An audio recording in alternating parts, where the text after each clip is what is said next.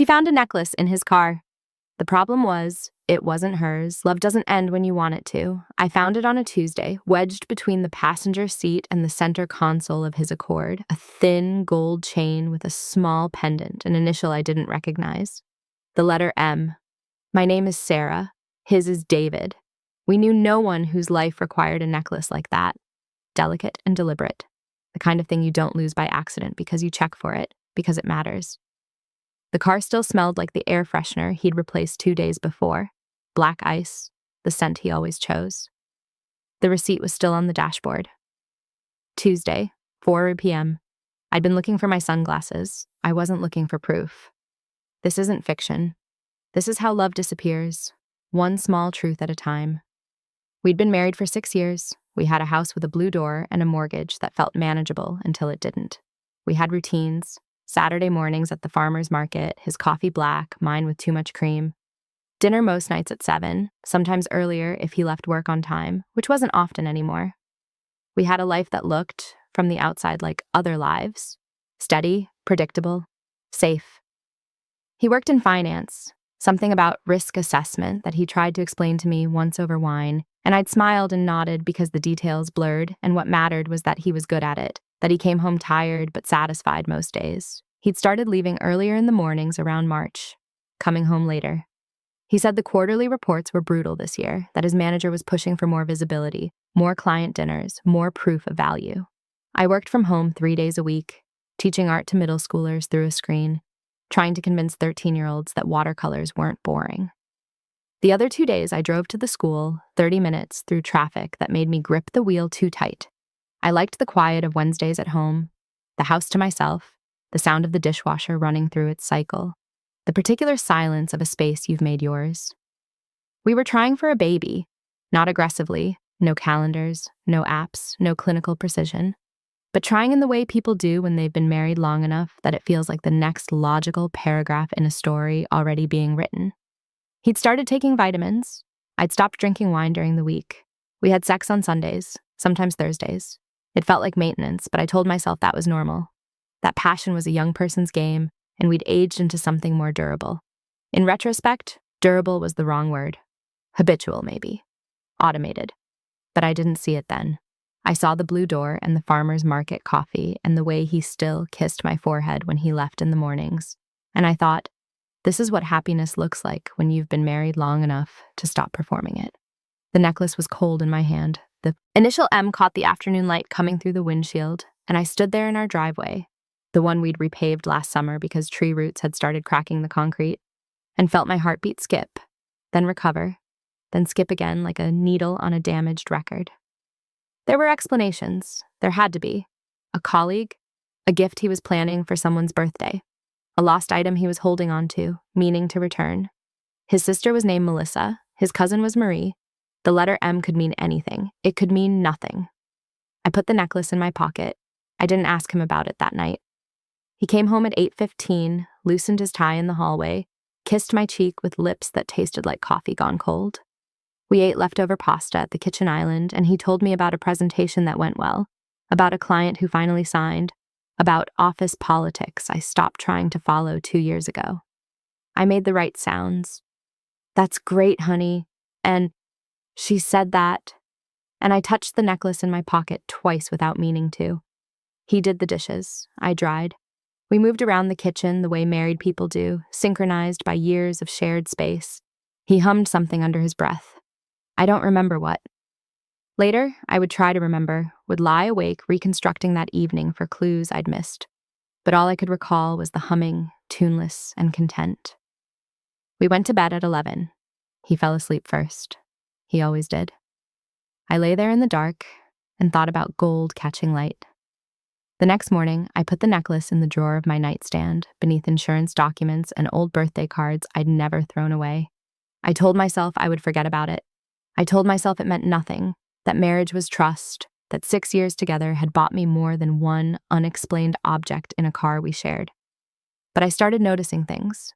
The way he tilted his phone screen away when I walked past. The new password on his laptop.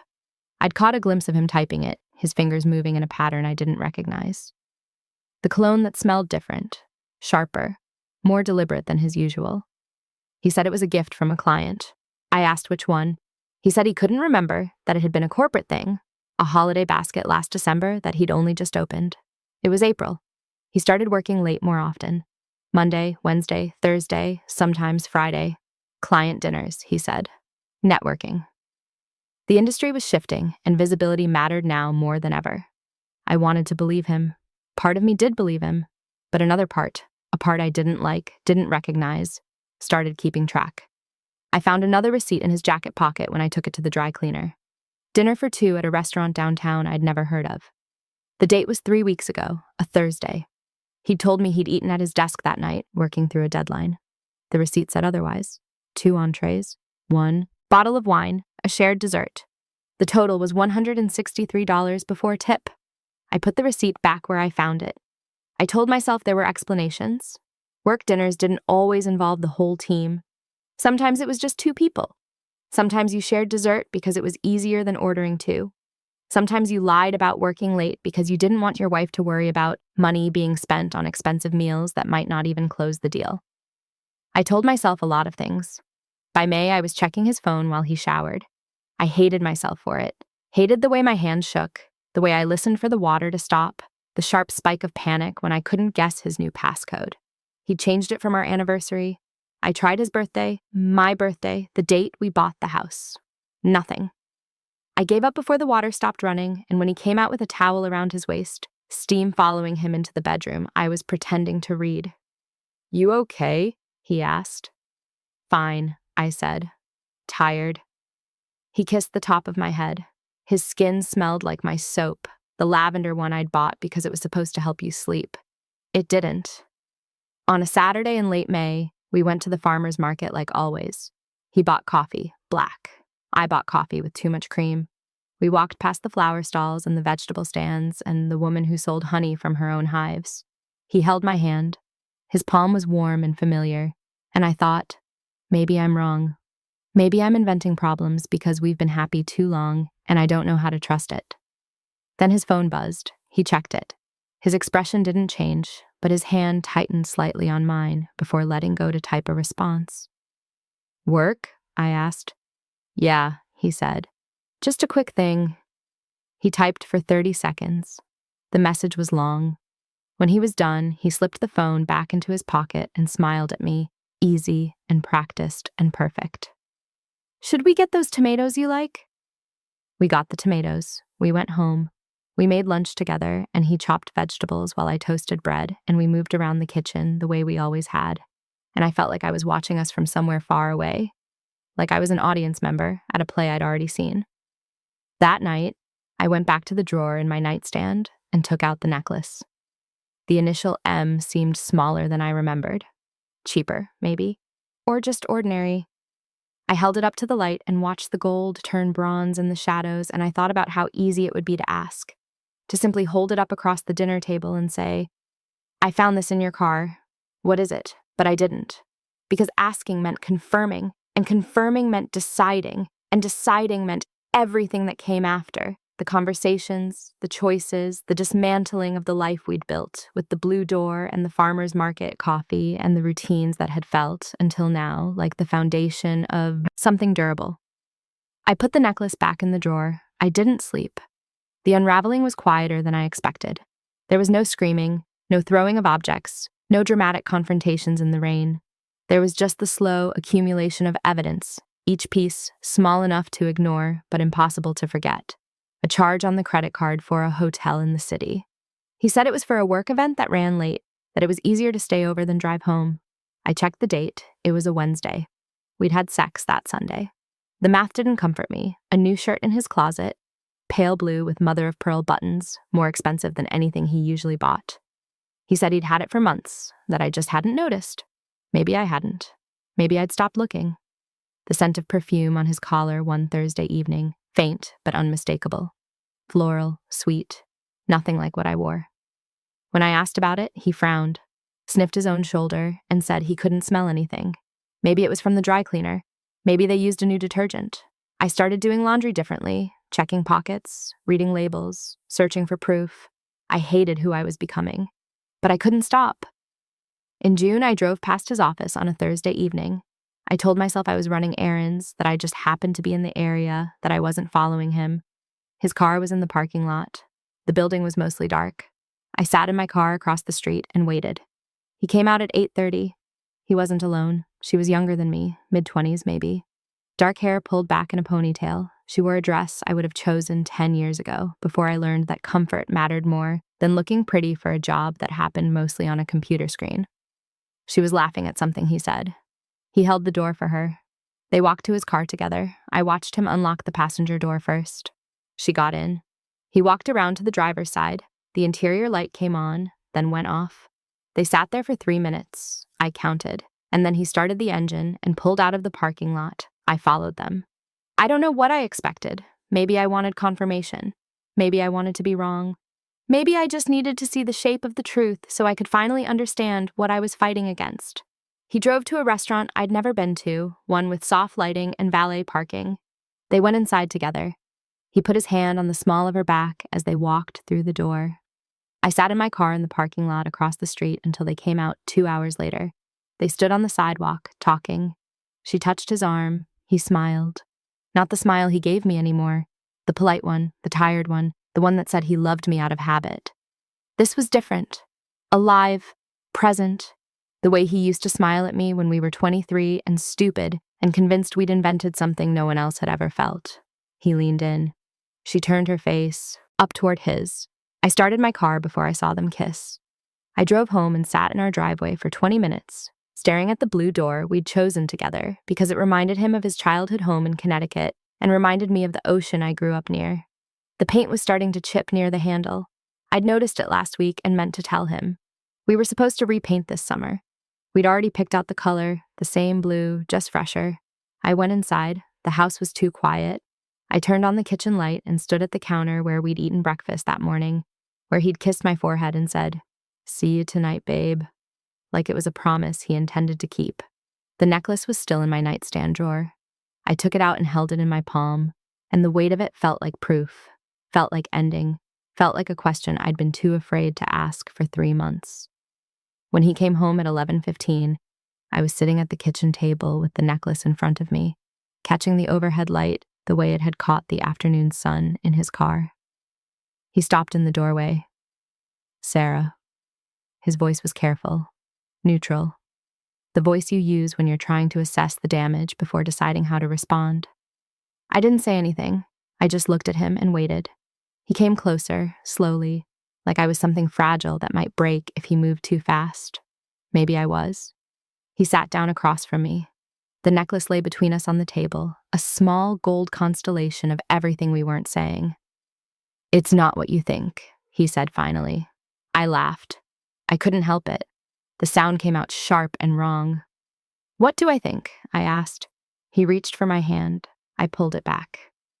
"Sarah. Who is she?" He looked at the necklace, at the table, at his hands, anywhere but at me. "Her name is Meredith." Meredith. Of course. "How long?" My voice was quieter than I expected. Calmer, like I was asking about the weather. 4 months. 4 months. March. The same month he'd started leaving earlier, coming home later, changing passwords. The same month I'd stopped sleeping well, though I hadn't known why then. "Do you love her?" The question surprised both of us. I hadn't meant to ask it. But there it was, hanging in the kitchen air between the dirty dishes in the sink and the grocery list on the refrigerator, next to the life we'd built together, one ordinary decision at a time. He didn't answer right away. That told me everything. "I don't know," he said finally. "Maybe, I don't know.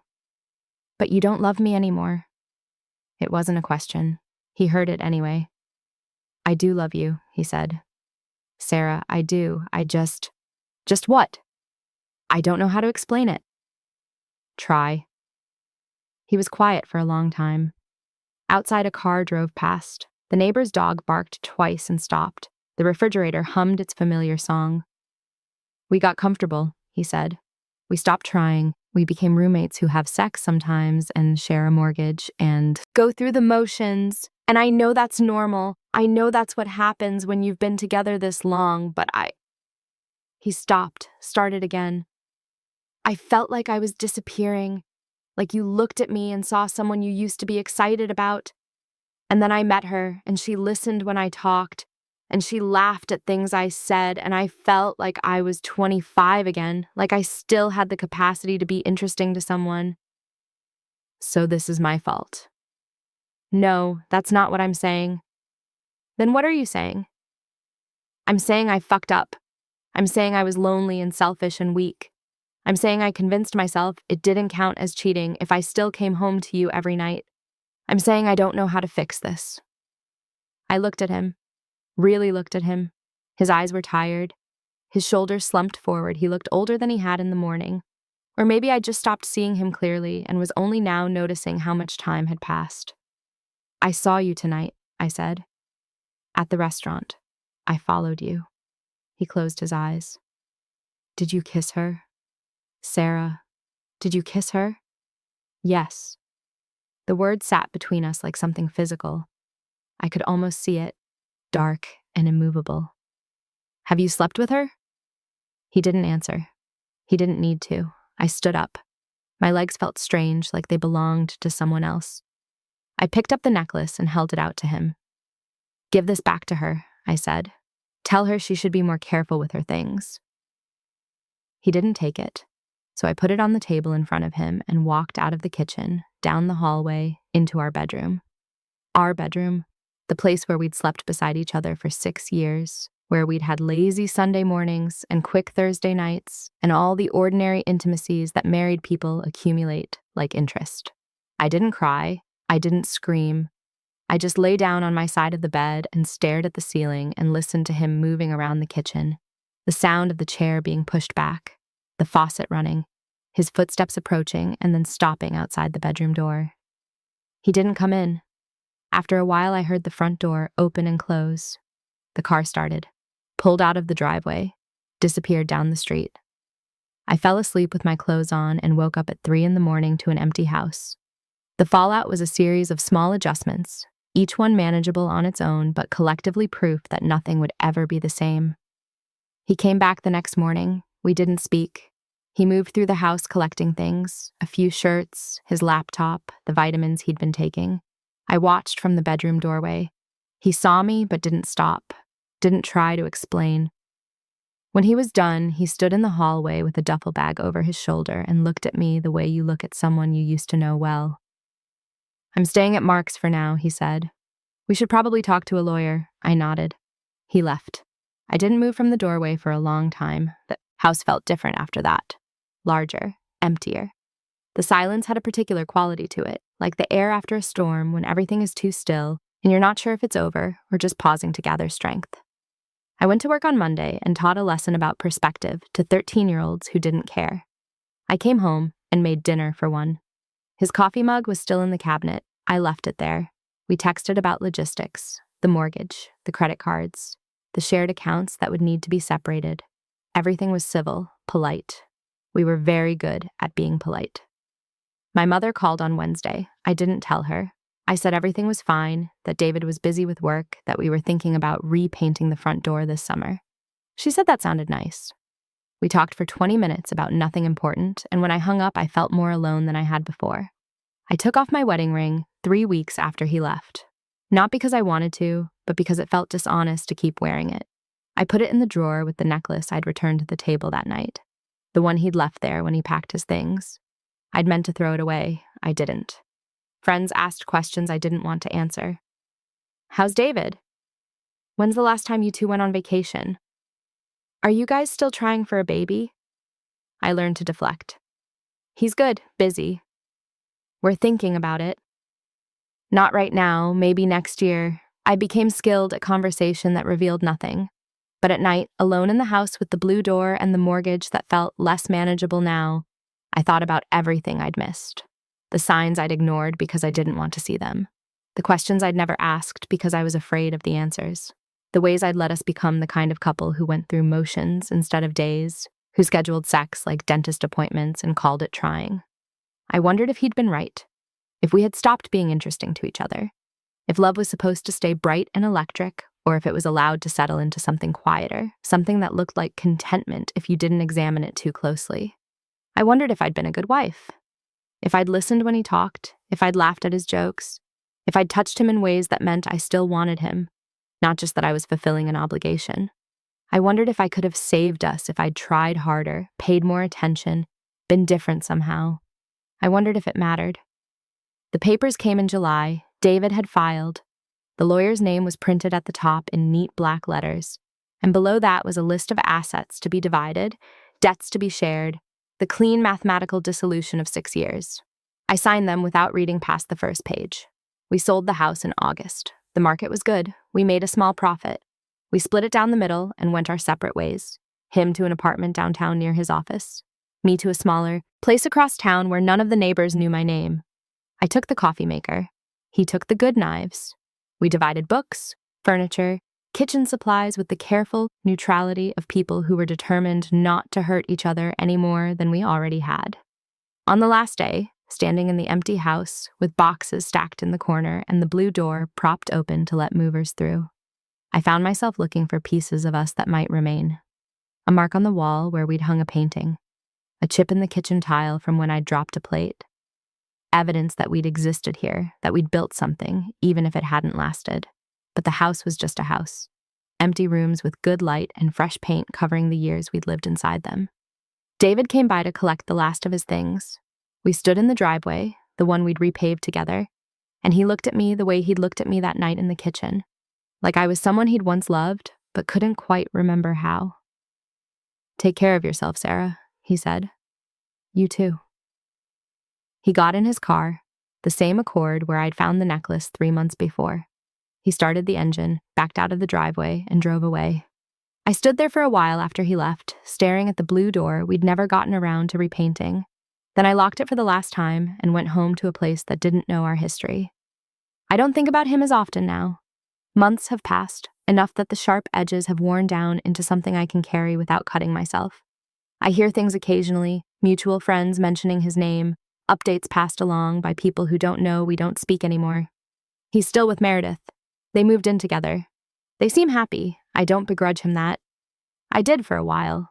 I spent weeks angry at the unfairness of it, at how easy it seemed for him to step from one life into another while I was left sorting through the wreckage.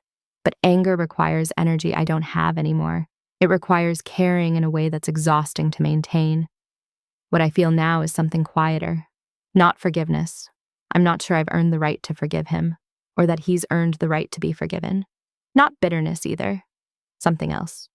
Acceptance, maybe, or just exhaustion disguised as peace. I've started painting again. Real painting, not just teaching it. I set up an easel in the corner of my living room, and sometimes I work until 3 a.m, and there's something clarifying about creating something just for myself, something no one else needs to understand or validate or share. I've stopped checking his social media, stopped wondering what he's doing, who he's with, whether he thinks about me. I've learned to sit with the uncertainty of not knowing, with the reality that some questions don't have answers and some endings don't provide closure.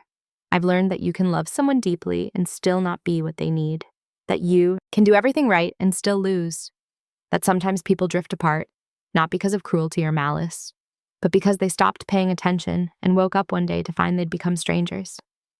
I don't regret marrying him. I don't regret the 6 years we spent building a life together, even if that life eventually fell apart. We were good together once. We made each other laugh. We chose a blue door and repaved a driveway and planned a future that felt inevitable and right. It just didn't last. And maybe that's okay. Maybe love doesn't have to last forever to have mattered. Maybe it's enough that it was real when it was happening, that we meant the promises even if we couldn't keep them. Maybe the point isn't the ending, but the years we spent trying. I still have the necklace. I don't know why. It's in a drawer in my new apartment, buried beneath old receipts and expired coupons and the accumulation of a life that's still taking shape. I've thought about throwing it away 100 times, but I never do. Because it's proof, I think. Proof that we existed, that I wasn't imagining the fracture or inventing problems where none existed. Proof that my instincts were right, even when I didn't want them to be. Proof that sometimes love ends not with violence, but with a small gold chain catching afternoon light. I don't wear jewelry much anymore, But sometimes, when I'm cleaning out drawers or looking for something else, I find the necklace and hold it for a moment, feeling the weight of it in my palm, the cool metal warming against my skin. And then I put it back and close the drawer and go on with my day. Because that's what you do. You survive. You rebuild. You find new routines to replace the old ones. You learn to drink your coffee however you want, without considering anyone else's preferences. You sleep on whichever side of the bed feels comfortable. You stop waiting for someone to come home. The truth is, I don't think about the ending as often as I thought I would. What I think about on the nights when I can't sleep and the apartment is too quiet are the small moments I didn't know were endings until after they'd passed. The last time he kissed me and meant it. The last Saturday morning at the farmer's market when we were still us. The last night we slept beside each other and I felt safe. Those are the moments that stay with me. Not the confrontation in the kitchen, or the papers from the lawyer, or the empty house with the blue door, but the quiet disappearances, the small deaths that happened long before the final one. And maybe that's the real story. Not the betrayal itself, but the 1,000 tiny ways we betrayed each other before he found someone new. The ways we stopped trying, stopped listening, stopped being the people we'd promised to be. Maybe we both disappeared a little, one unremarkable day at a time until there was nothing left to save. I've made peace with that, or I'm learning to. Some days are easier than others. Tonight, I'll make dinner for one and eat it standing at the counter. I'll paint until my hands are stained and my back hurts. I'll go to bed alone in a room that doesn't hold any memories of him. And tomorrow I'll wake up and do it again, and the day after that, and the day after that, until someday it won't feel like I'm surviving, but simply living. And maybe that's enough. Maybe that's all any of us can ask for after love ends. Not closure or revenge or justice, but the quiet grace of continuing. Of waking up one morning and realizing the pain has shifted from something sharp to something you can almost ignore if you're not paying attention. The necklace is still in my drawer. David is still with Meredith. The house with the blue door belongs to someone else now. And I'm still here learning how to be a person on my own again. Learning that love doesn't disappear all at once, but slowly, imperceptibly, like light fading at the end of a long day. You don't notice until suddenly it's dark, and you're standing in a room that used to be yours, wondering when exactly the sun went down.